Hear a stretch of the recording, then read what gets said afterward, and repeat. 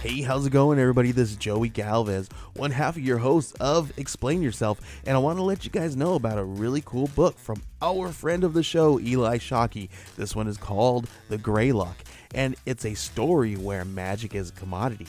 Potions are sold at corner stores. Orcs and dwarves earn a living in cubicles, not on the battlefields. But there are those who resist the house's magic's laws. Branded a criminal and forced to live as a wand for hire, there is a spell slinger they call the Greylock. Check this one out. You guys can pre-order issue 3 right now with code JAN241939, and make sure you guys are heading over to your favorite LCS and letting them know that you want Greylock number 3, and maybe pick up the first 2 issues. You could do that at the Scout web store. So make sure you guys are grabbing the Greylock number 3, JAN241939 at previewsworld.com.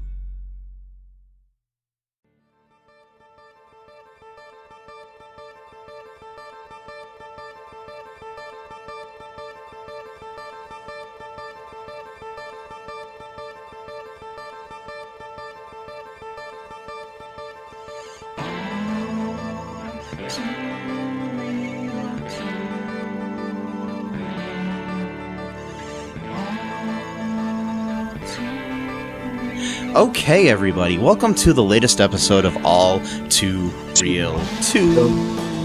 Yeah. My name is Michael Lee Cullen II, and with me, as always, is Matthew McRory's got hair again. Because he's pregnant. Yeah. That's a beautiful name. Yeah. Very musical. And yes, very, very musical. You gotta say it like that too, so you gotta get a guitar and play that same exact chord when you say my name, so it's kind of difficult to do. I'm just gonna call you Matt. Yeah, that's fine, whatever. Okay, cool. Just making sure. I'm not gonna sing it though either, too. So Yeah, do what you want. It's cool. Mm-hmm. It's okay, you know. One day, maybe we'll all live in a musical. That'd be fun. Yeah, it would be. You know what I miss, actually? What?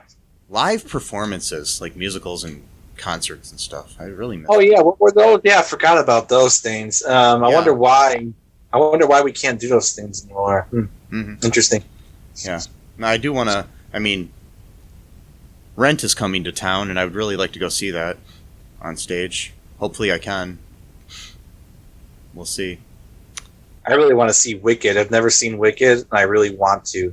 I have wanted to for me too. The past 11 years. Yeah, hopefully that comes around sometime soon or something. Mm-hmm. And we can see that. Hamilton's coming to town, and this is all in Toledo area, by the way. But yeah, and I haven't seen Hamilton yet. Oh, not even the movie. I mean, not the movie, but the stage, the recorded stage performance. I know you told me to watch that, but I haven't watched it yet. I highly recommend. This is an assignment for you, Matt. Watch that this week if you can. Okay. Yeah, I will. Also, too, if we can, I'd like to see Clerks 3 in theaters. Yes. By the way, that just finished filming, and next week, I don't know when it'll air, but I am doing an interview with Scott Schifferlo. I don't know. I totally butchered his name, but anyways, he played the Chuli's gum guy in Clerks. I just watched it a few days ago, actually. Yeah. On HBO Max. Mm-hmm. Yeah, I love that so much. He's like, "Oh, this is your lunch," and he's like, "Why don't you just take some Chuli's gum?" Like just all nonchalant when you find out it's because he's a rep for the. Yeah. He is going to be in Clerks 3. So awesome. But we might talk a little bit about that, what he can tell us about it, along with his history, and he's a musician as well, so we're going to talk about all that stuff, hopefully. And so stay tuned for that episode coming up sometime in the next couple of weeks or so. So, yeah. So hopefully you'll enjoy that. But anyways, back to the topic at hand here. We are talking about Legends of Tomorrow. And we're going to do 3 episodes because we fell behind a little bit here, folks. So first we're going to talk about episode 12 of season 6, entitled Board on Board on Board. It was directed by Harry Georgian. Again, I'm apologetic about anybody's last name. I suck at last names. Kido Shimizu and Leah Poliet were the writers of the episode. This aired on August 15th of 2021. So in this episode, since Constantine's magic has damaged the Wave Rider's jump drive, the Legends now must take a 3-week journey back to Earth. So, Zari swaps out with Zari Tarazi, and so Constantine has continued juicing himself with his magical blood after suffering from a withdrawal. So they're bored, and so they end up having to conserve energy, so they can't even play video games or anything like that. So they're doing things like trying to do yoga and all these different things to pass the time. Gary suggested them that they play a board game called Beast Slayer.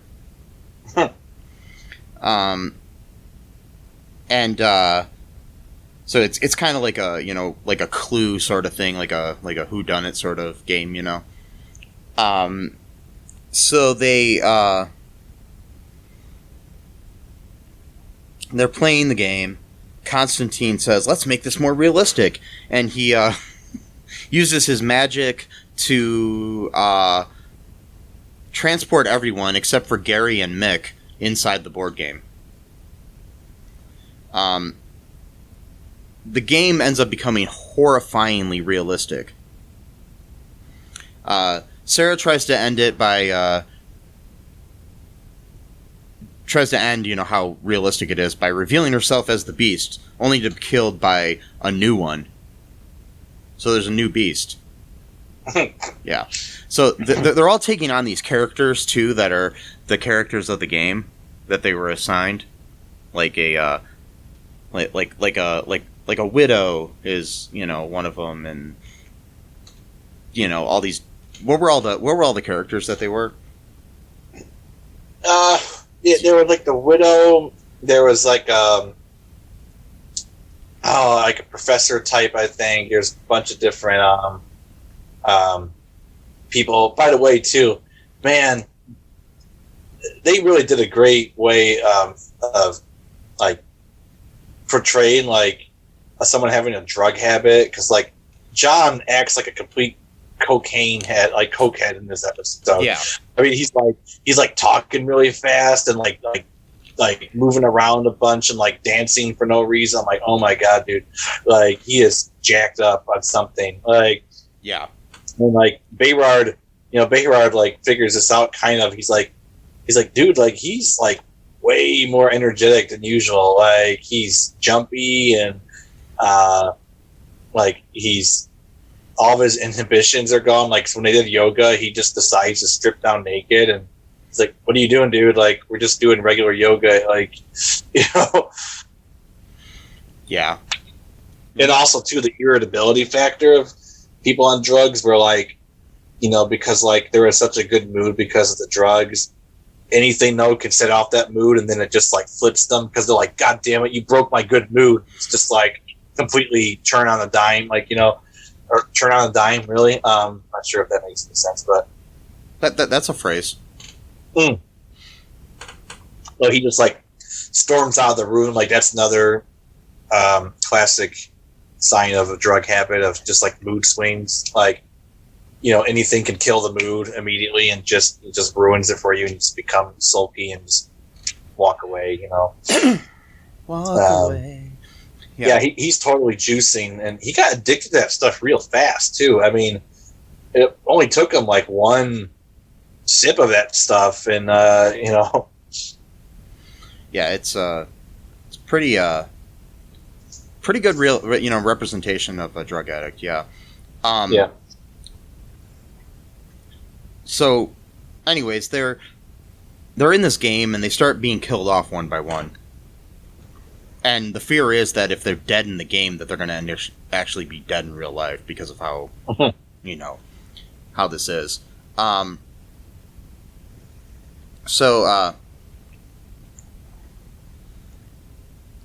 It ends up, kind of jumping through this really fast, but Constantine ends up learning that the new beast is a dark side of himself. After we have a bunch of different situations on in the game where everybody's kind of accusing each other of being the beast. Yeah. What was going on too?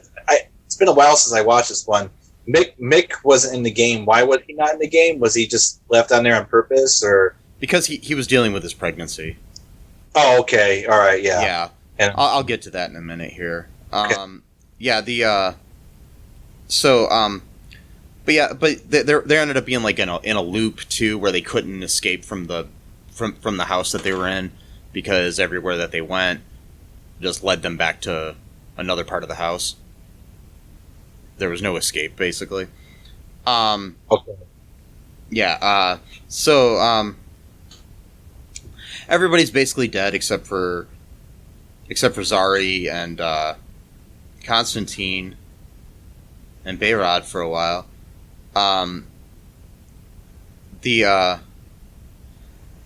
So Constantine learns that the new beast is the dark side of himself, who basically states that the magic is in control of him, and then he is stabbed by Zari, which ends the game.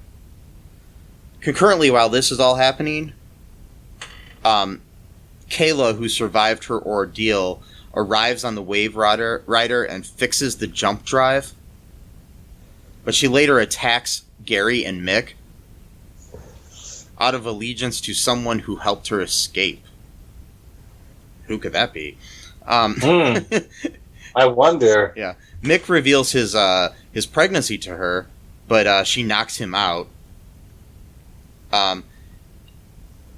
She had a severed tentacle, and the tentacle is basically in control, like is its own being, and it basically ends up creating a new being, a new body, and then it strangles Gary. No. Yeah. Afterwards, Zari basically admits her love for Constantine to Behrad, and despite his warnings, because he basically is worried about the way John has been acting lately, and worried that his sister's going to get hurt. Yeah.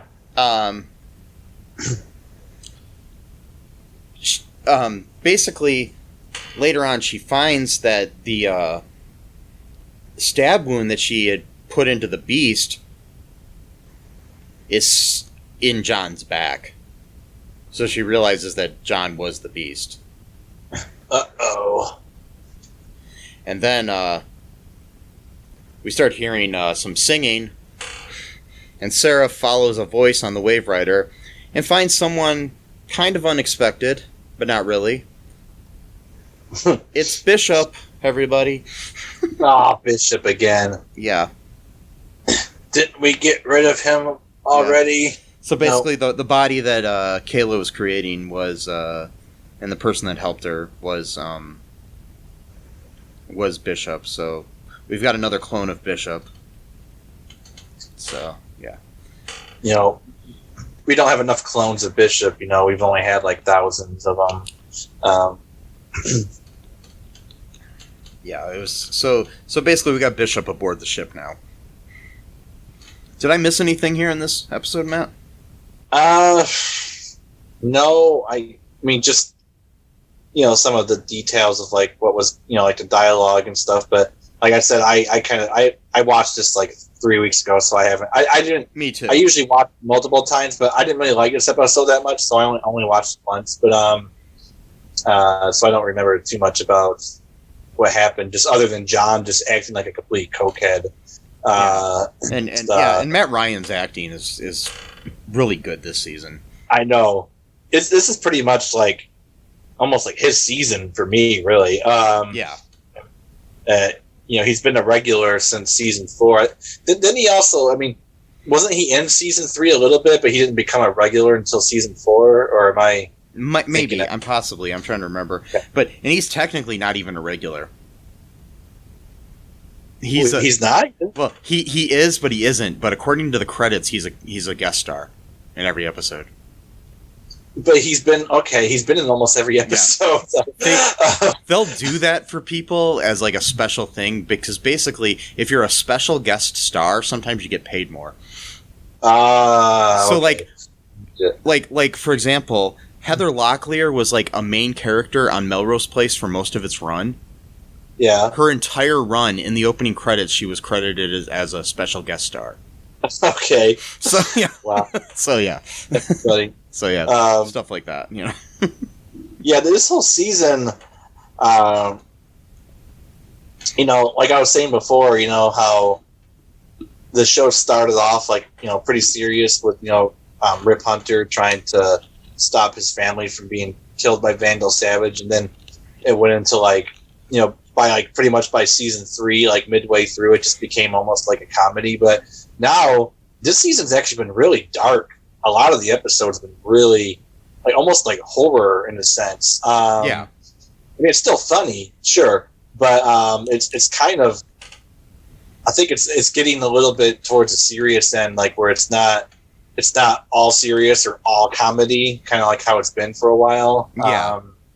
So now we're kind of striking a balance between those two eras of the show. The show's been on for 6 years, so yeah.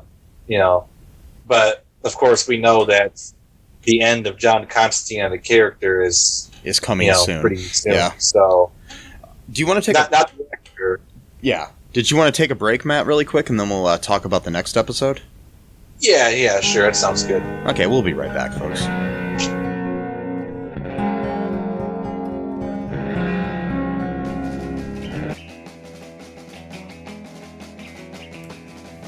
What is Gen X? What is the silent generation? What do generations have in common?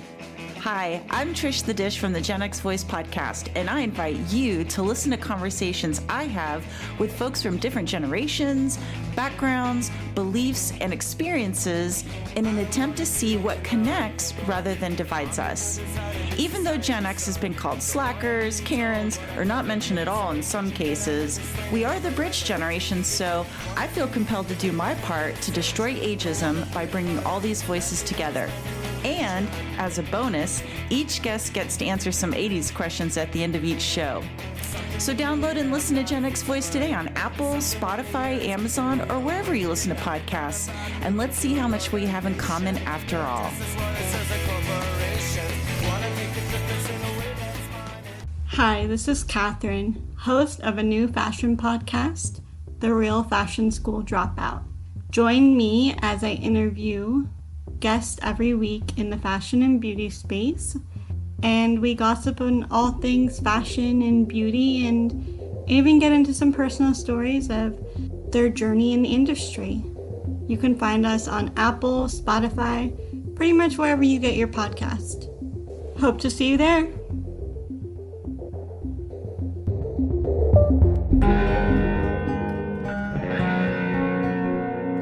And we are back. Hope you enjoyed the word from our sponsors or other shows or whatever played right there. My name is Mike still. And my name is still Matt. And that is beautiful. Why am I talking like this? That's a mystery. I don't know. Must be the ivermectin. Anyway, so the next episode we're covering is episode 13 of season 6, entitled "Silence of the Sonograms." Ooh. Directed by Nico Sachs, written by Phil Klemmer and Morgan Faust. It originally aired on August 22nd, 2021. And so in this episode, Matt, we have Sarah. She finds and captures Bishop, who explains that Kayla was only able to download 94% of Bishop's original genome due to Sarah's actions. So they capture him, put him in their little force field jail thingy. Yep. That's the proper term for it, right? Yeah, the force field jail thing. Yeah. Yeah. That's how I would name things if I were on the ship. Feel like that's the force field jail thingy. Yeah, like you're just giving people a tour like that. That's the food fabricator. That's the force field jail thingy, whatever. Yeah. I wouldn't call it the food fabricator. I'd call it that's the thingy that makes food. And that thing, the food thingy. Yeah. Yeah. The food maker thing, you know. Yeah. And then they'll point to like the refrigerator and be like, "What's that?" And I'll be like, "That's the make food cold thingy." Yeah. So point to the restrooms, and I said, "That's the where you go potty thingy." And that's what we call the ivermectin. The ivermectin release. Yeah, there room. we go. Yeah. Anywho,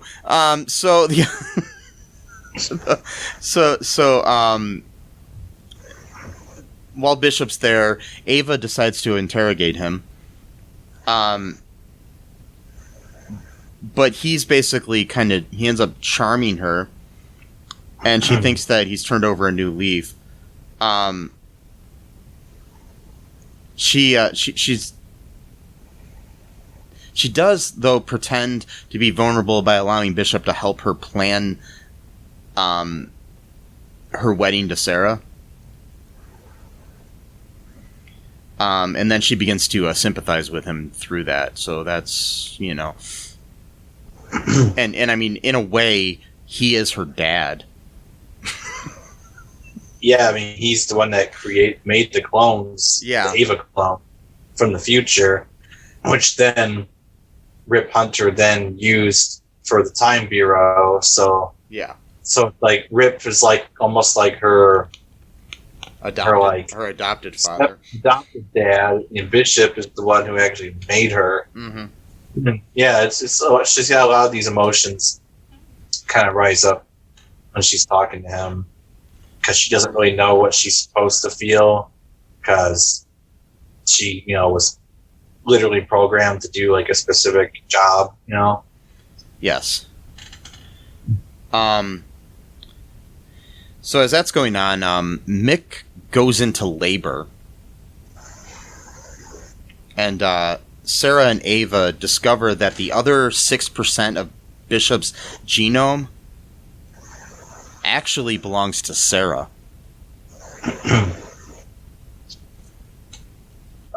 Yeah. Uh-oh. So with that belonging to Sarah, those genomes, which allows Bishop to override Gideon and then defeat Sarah. He then goes and basically helps Mick deliver the 48 eggs through Mick's nose. Ugh. Ugh. And then that scene. Yeah, that was kind of gross. And then he willfully returns to his imprisonment. Meanwhile, while this is going on, Zari confronts Constantine, who is still being taunted by his dark side. Yeah. Astra helps Spooner regain her memories about what happened with the Fountain of Imperium. And meanwhile, Zari steals the potion, the blood thingy from Constantine. The potion blood thingy, yeah. Yeah, you know. See, I'm great at naming things, Matt. I you know, it's a good thing I don't have children. What would you name him? Like if it was a boy, I'd be like, yeah, that's the male child thingy, and the other one's the female child thingy. If I had like a boy and a girl, you know. Yeah. Yeah, male child thingy Cullen, that'd be their name. Wow. Yep. Yep. It'd be great when they graduate from high school, you know. Here's your diploma, male child thingy Cullen. Yes. It's like the night flying creature man for Batman character that I came up with. Yes. or large non-flying creature. Or large flying creature, not non-flying. Large flying creature for Big Bird. It's right, yeah. Large. I still want to make a show like that where it's those generic characters. Yeah. I don't want to give anything away. I don't want someone stealing the idea. Oh, no. But, yeah, none of you listeners that we love so much, I apparently think of you as idea thieves. Terrible. Well, no. I mean, the thing is, you don't want to put it out there because somebody evil could be listening to our show, and next thing you know, Joe Rogan's producing generic Sesame Street. Anyway, so and then he's put ivermectin in the episodes. Oh Jesus! So yep, we live in like the hell times, the hellscape. Yes, we do. So so anyways, I'm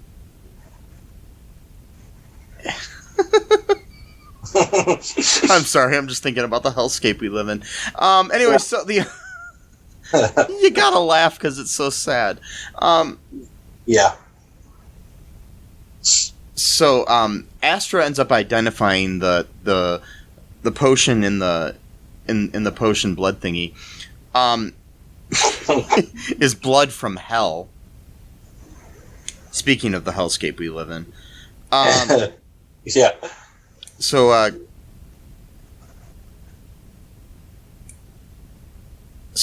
Constantine confronts Zari about the situation. He chooses to throw out the potion, and the two reconcile. Afterwards, Sarah finds that Bishop aided in mixed delivery in order to steal his comm, which is the communication thingy. Yeah, the communication thing. Well, that's literally what it's called. Yeah. I would just call it the communication thingy. Yeah. And so he uses it to contact Constantine, who ends up being overtaken by his dark side despite his actions of throwing away the blood potion thingy. So with that scene, I need to know what you think about this because I wasn't sure. So does he literally have like a dark version of himself that manifests? Because he got beat up pretty badly, or do you think it was like a Fight Club situation where he was literally throwing his body around the room? I'm thinking it was a Fight Club situation. Oh, okay, all right. Yeah. Because he got the shit kicked out of him real bad. And that's the name of my new band, a Fight Club situation. A Fight Club. That's a good name. I like that.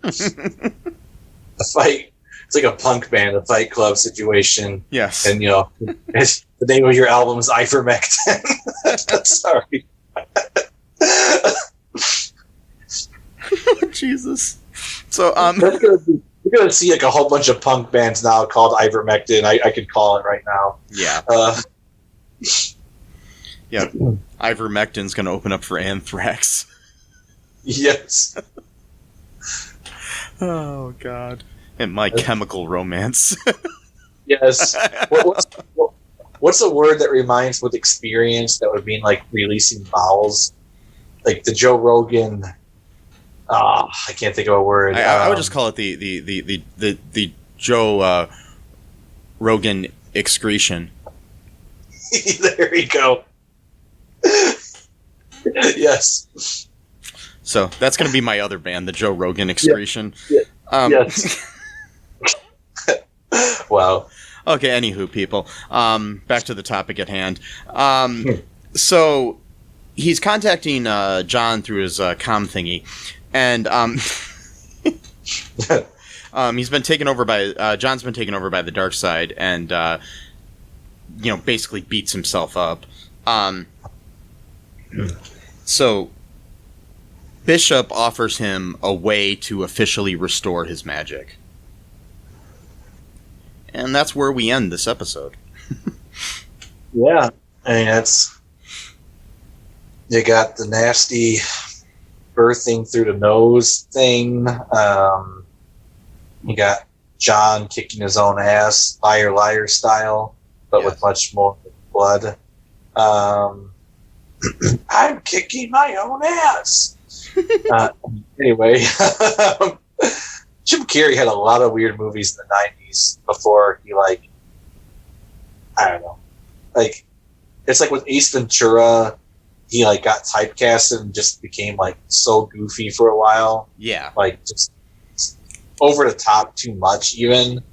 And then, finally he started, kind of making his own way. I'm not sure why I even got this. By the way, Ace Ventura is an insanely transphobic movie. I almost think that movie should be freaking banned, or at the very least have a thing in the beginning saying this movie is a hate crime, basically. Yeah, well, it's not the main. I mean, it ends up being that way, but I mean, the rest of the movie you can kind of be okay with in a way.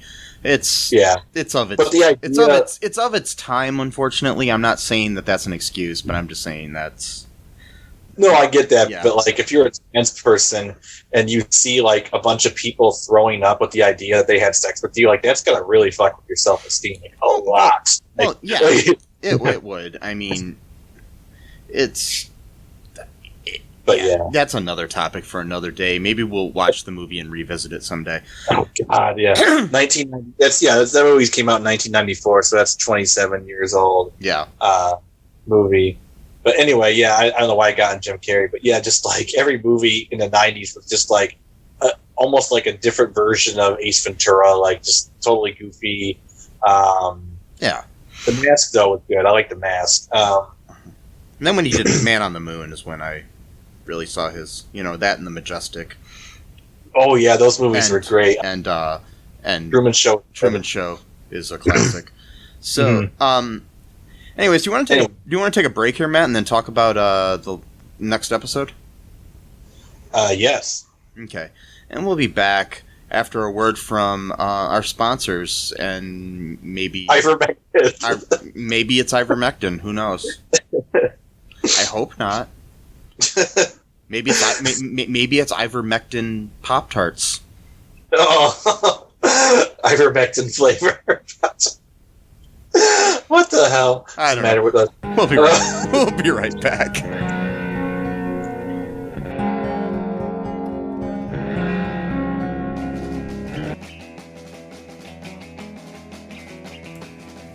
What is Gen X? What is the silent generation? What do generations have in common? Hi, I'm Trish the Dish from the Gen X Voice podcast, and I invite you to listen to conversations I have with folks from different generations, backgrounds, beliefs, and experiences in an attempt to see what connects rather than divides us. Even though Gen X has been called slackers, Karens, or not mentioned at all in some cases, we are the bridge generation, so I feel compelled to do my part to destroy ageism by bringing all these voices together. And as a bonus, each guest gets to answer some 80s questions at the end of each show.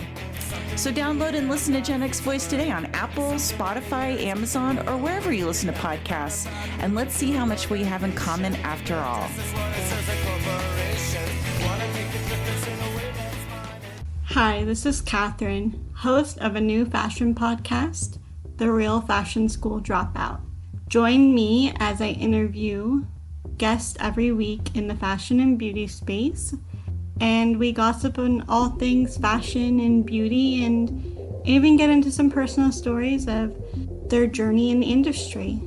You can find us on Apple, Spotify, pretty much wherever you get your podcast. Hope to see you there.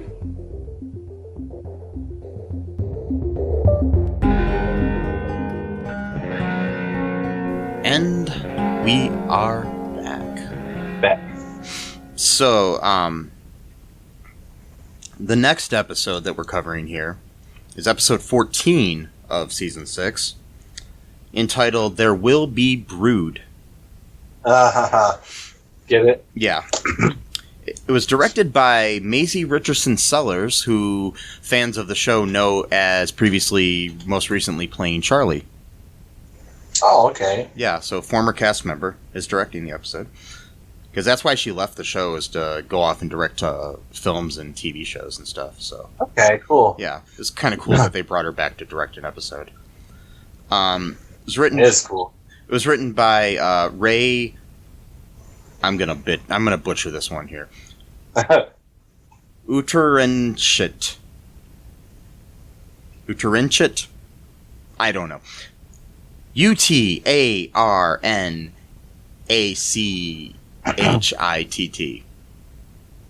Yeah, I'm not sure. I'd have to hear it a few times. Yeah, I don't know, and then Marcelina Campos Mayhorn as well. Okay, so in this episode, Constantine and Bishop disable Gideon and steal the Wave Rider to search for the Fountain of Imperium in 1925 Texas.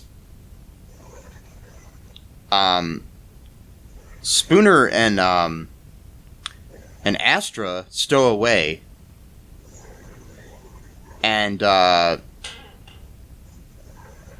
try to go past them and save the situation, and save the Wave Rider and everything. While the rest of the team aren't they at Constantine's house?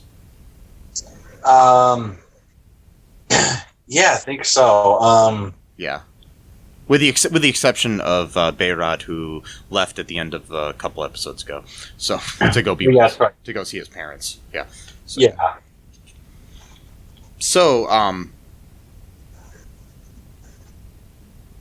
So Spooner and Astra are there in this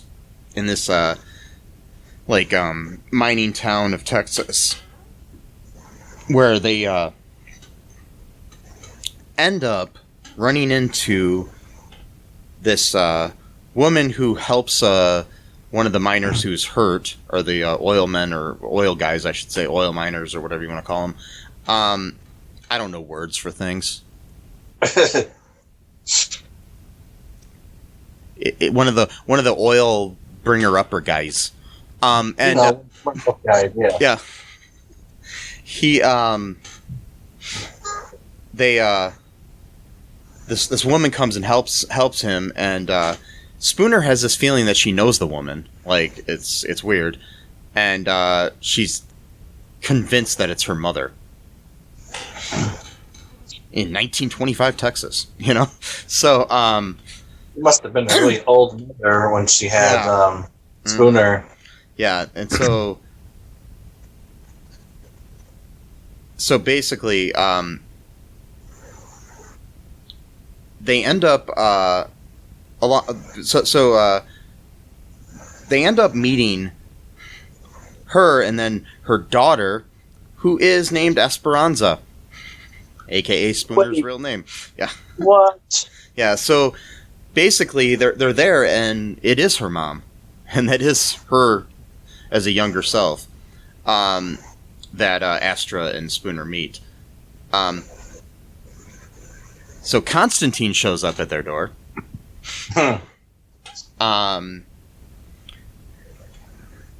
Because he had ran into Esperanza, the young Esperanza, earlier, and realized that she had some kind of control over the Fountain of Imperium, which is underneath these mushrooms that are actually aliens. Right. It's. I just revealed a lot of information right there in that sentence. I know, but it's a living being. It's not just a fountain. Yeah. Or a fount. Yes, it's not like a, not like a Soda Stream or something. It's which if you'd like to sponsor a Soda Stream, we would talk about you too. Anyway, so or if the Fountain of Imperium would like to sponsor our show, I mean, if it's real, sure. Yeah. I'm sure it'll be owned by Pepsi soon enough or something.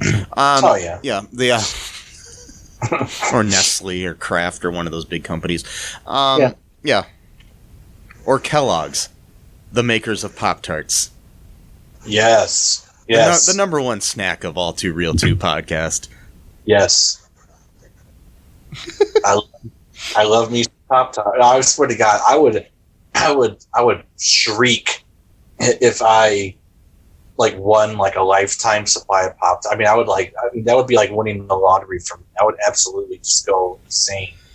I would eat every type of Pop-Tart there is, even the kinds I don't like the brown sugar type. Yeah. Just give them away to people who do like them. I would take any kind of free food, You can always give it to somebody that'll eat it. Yeah. So basically they're there at they end up, they're all at Constantine shows up at Gloria, who is Spooner's mom's house, and while he's there, he ends up knocking everyone out except for Spooner. Typical Constantine style. Mm-hmm.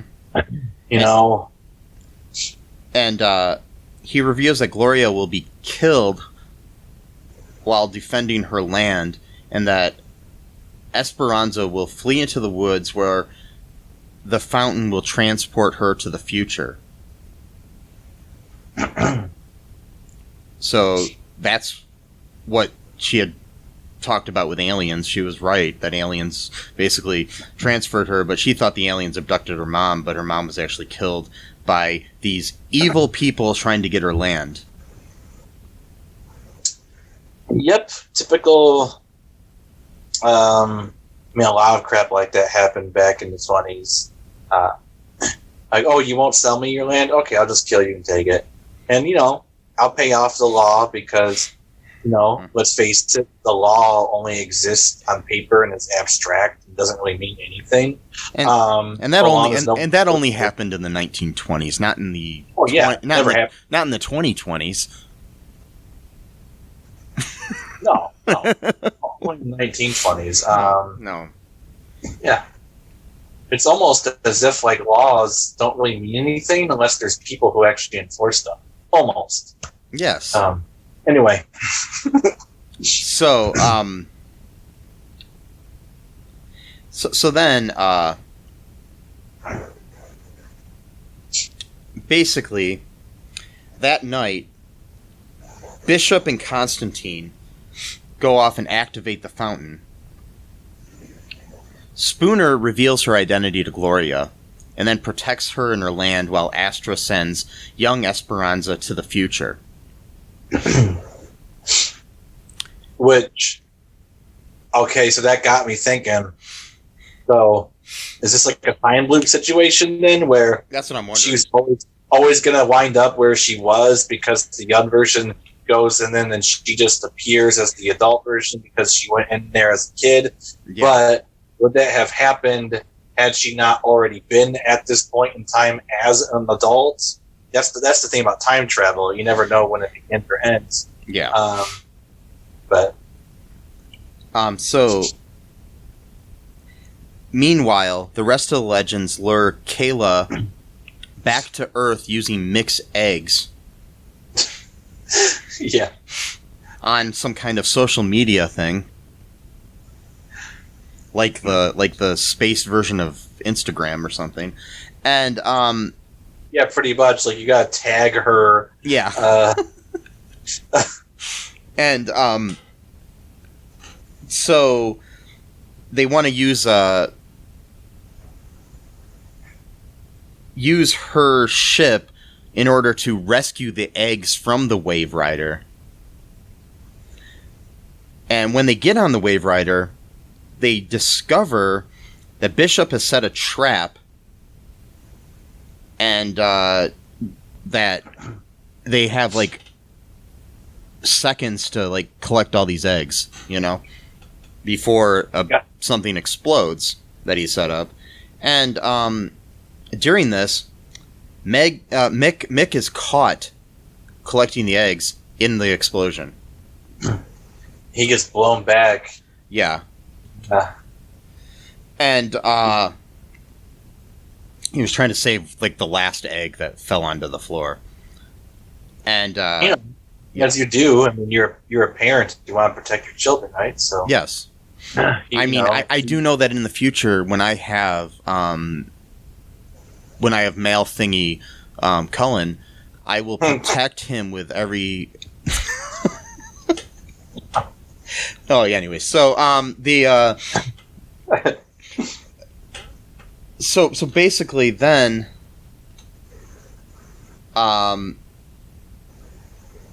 we're back on Earth in 1925. We have Constantine links to the fountain and attempts to betray Bishop. But Bishop has anticipated this and poisons him. Right.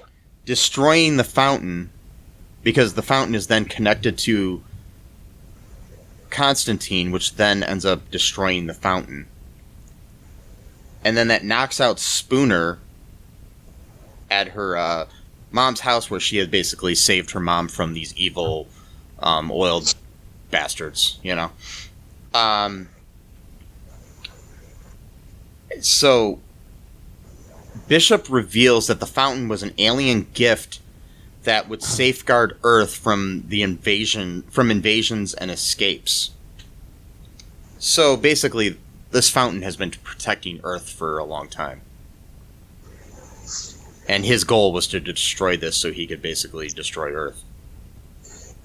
Yeah, because he's in the boat. He's convinced that he's got his like benevolent ideas that he wants to create like this perfect race of people. He's basically Hitler, and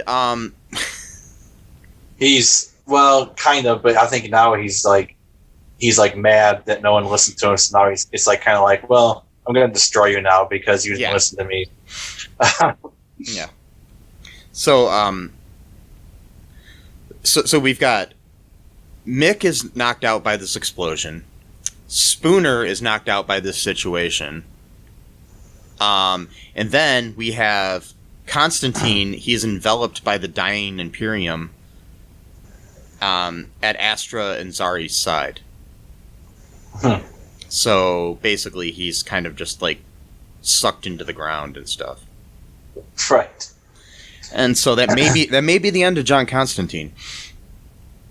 I hope not, though, because it's like such a terrible send-off. I mean, it's like I know nothing, We'll see what happens in the last episode of the season is what's coming up. Yeah.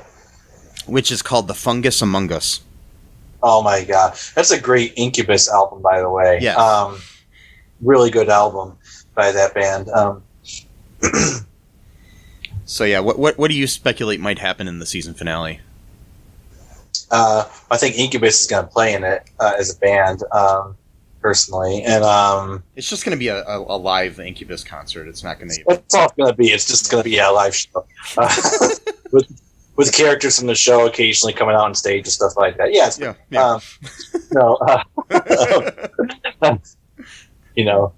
They've been working on this. Pretty much, Incubus is just they've been like the creators of the show for the past 6 years. Actually, the whole thing has just been one promotion of this concert. It's been one ruse just to get people to watch a live concert. Yeah, that's it. It's long, very long plan set in motion. No, I think hopefully Spooner doesn't really die because technically, she was supposed to be sent into the future. But if that thing couldn't do it quickly enough, then she's just like stuck in some kind of. But I think little Esperanza was sent into the future. I'm pretty sure, so it's right. But if Spooner faints, though, then that means that it wasn't successful because. Or it means that she actually had some of this like fountain inside of her. Oh, okay. And now that the fountain is dead, who knows what happened? And timelines are so fucked. So who knows? Yeah, the timeline is really screwed up now. Yeah. I hope John. I mean, I'm pretty sure John probably is going to die, but I just hope that wasn't the moment itself where it's just like that's it. There's no story. Because then again, Matt Ryan is coming back next season as a different character who's like a doctor or something, like a British doctor. Right. So who knows? If it's like someone from a different timeline or different Earth or which, mind you, I think really sucks. And you know why they're doing this? No, I don't know why. Okay, so they're developing for either HBO Max or for theaters a new Constantine, and with a different actor and stuff. Okay. Which sucks because Matt Ryan is basically Constantine in real life. He basically looks exactly like the comic book character and everything. And I can't think of anybody playing him better. I mean, the Keanu Reeves movie Constantine was okay, but it wasn't great. Which we should cover that sometime for our Crisis on Infinite Films series. Sure. Yeah, I did not like that movie that much at all. I mean, it was okay, but the fact that they made him American changed a lot of his personality and stuff. It was just not the greatest. But I don't know if they're gonna do anything more with Keanu or what they're doing. But there's like a Justice League Dark series in development with Constantine and different things like that is going to have no connection to the Arrowverse. Okay. So for some odd reason, DC and Warner Brothers have decided that they don't want to allow Legends to have access to the John Constantine character anymore. That's stupid. Which is stupid because they've allowed other characters to exist both on the big screen recently and in the little screen when it comes to like the Flash and Superman and things of that nature, Yeah. So, yeah. I don't know. But that's what I've heard is the reasoning behind it. I mean, but then again, it could be that it could be something good for Matt Ryan too because he's been playing this character for so long. I mean, to give him something else to sink his teeth into might be cool. Yeah, totally. I mean, he was introduced in like season 2 of Arrow, I think. Yeah, and I mean he had his own series before that, Constantine. So Yeah. So yeah, which was pretty good too. So yeah, on NBC. Not to mention doing voiceover in some animated movies and TV shows and stuff of the character. So it's pretty much just strictly played Constantine for the last 10 years or something. 10 years or something, yeah. So it's like, yeah. So, I don't know. I mean, but then again, you got people like Mariska Hargitay, who's been on Law and Order Special Victims Unit for 20-some years playing the same character. So, or all those people on General Hospital and Days of Our Lives and all those things that have played the same characters for decades, It's hard to say, something to be said for playing the same character over and over again, but there's also something to be said as an actor to be able to sink your teeth into something else and, Yeah. Yeah. Totally. And it's kind of even cool to be able to sink your teeth into a different character on the same show that you're already on. Yeah. Like it's also something like what Maisie Richardson Sellers did too with her two characters in previous seasons. So, yeah. Yeah, and it's also good to sink your teeth into a tablet of ivermectin or No, it's not. Sorry. No, it's not. No, it's not. No, it's not. No, it's not. I don't. Don't listen to Matt. No, don't listen to Joe Rogan. or a Pop-Tart with you break up the pill and you put it in kind of like with applesauce. Like remember that time when I couldn't swallow pills, so I had some crushed up in the applesauce for a headache. For Yes. aspirin.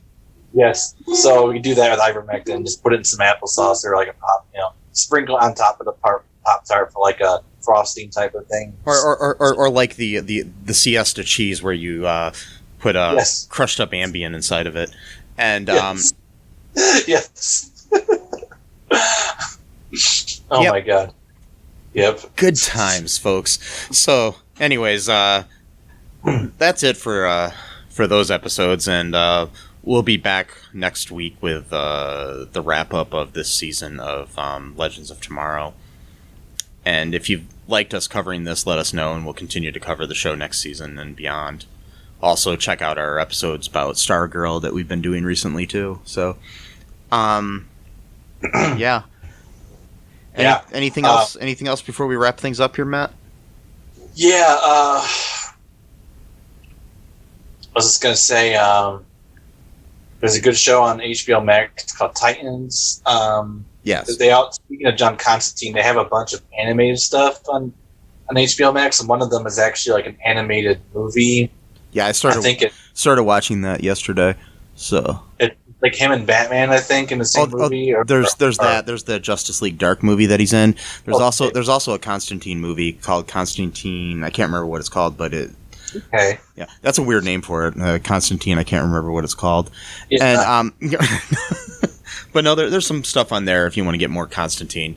And I think on the like CW Seed and some other things, you might be able to get the original Constantine TV series. So if you're missing Constantine, there's other ways to get him. And hopefully whatever they are doing with the new show with Constantine is good, and they find an actor who's just as decent as Matt Ryan in the role. I don't want something... I mean, I'm not the type of person who's going to be bitter that they're getting rid of him as the character. I am bitter because I think he's great, but I'm not going to poo-poo whoever they cast, So, without seeing them first. And I'm not going to say that they ruined my childhood by changing things. Oh god, like Jeremy, whatever his stupid name is. Yeah. Yeah. It's woke, man. The woke bullshit. They took it away from me. Took it away from me. Yeah. I can't jerk off to this character anymore. I remember people saying recently that they thought that the CW made Constantine too woke because they made him stop smoking. Okay. Yeah. That was like he smoked like almost all of it except for like the last season. Okay. Yeah. Mm-hmm. And God forbid you quit smoking. Such a good habit to have. Yep. Anyway, I was gonna play this last week, but then you weren't feeling good, so I'm gonna play something right now. Okay. Okay. All right.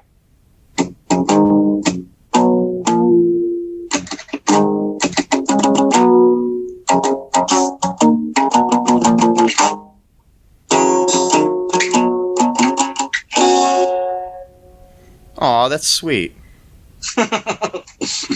It was my birthday a week ago, folks. Yep. Yes. Well, a little over a week ago now. But yeah. Yeah. So yeah, thank you, Matt. And I am You're welcome. I'm all of 21 again. And wait, no. Forever 21. Yes. I am a female fast fashion clothing store located in a mall. Wow. Yes. With a religious bent to it. Anyway, so Is it really? yeah. Oh, I know that. And probably, and also has helped destroy our environment by having a bunch of fast fashion end up in landfills across the world.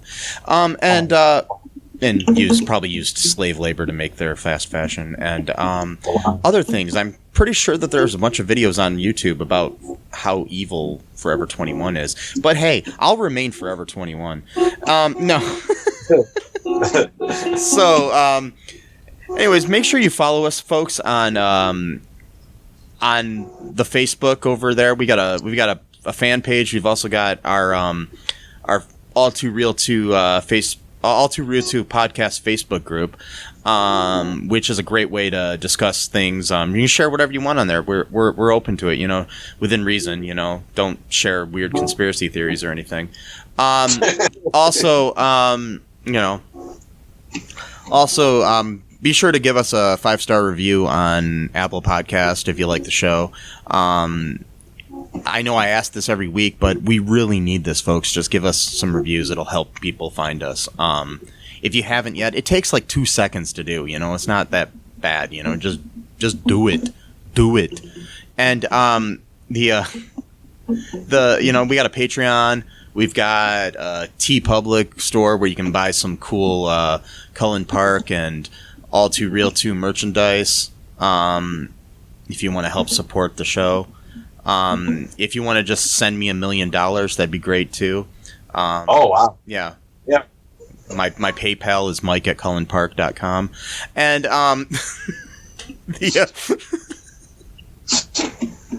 if you want to advertise on the show, let us know.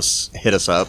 I know I'm begging here, folks, but we're trying to find a way to monetize this thing so we can keep bringing better quality shows, and get some better equipment and things of that nature too. Maybe find a studio or do something, But anyways, folks, any suggestions for anything you want us to cover, let us know too. We've got a TikTok. Let us know what you want us to do on there. Been asking people. Nobody's responded yet. Matt will sing happy birthday to you on TikTok if you want. Yeah, sure. Just let us know if that's what you want us to do. Anyways, anything else, Matt? No, I think I'm good. Okay, folks. Until next time, don't take, cow and horse medicine for your COVID. I mean, at least not the cow and horse version of it.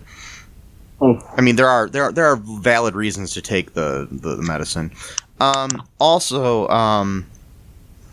I just don't want to poo-poo anything that, might actually help a human being with it. Poo-poo, exactly. Yeah, because you don't want to have a lot of poo-poo.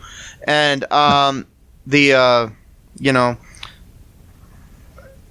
get a vaccination, folks. They're not evil. Nope. Contrary to what people tell you. Believe science. Believe in yourself. Wear a mask. And wear a condom. Bye-bye.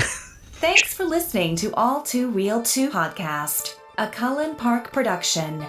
Produced and edited by Michael E. Cullen II.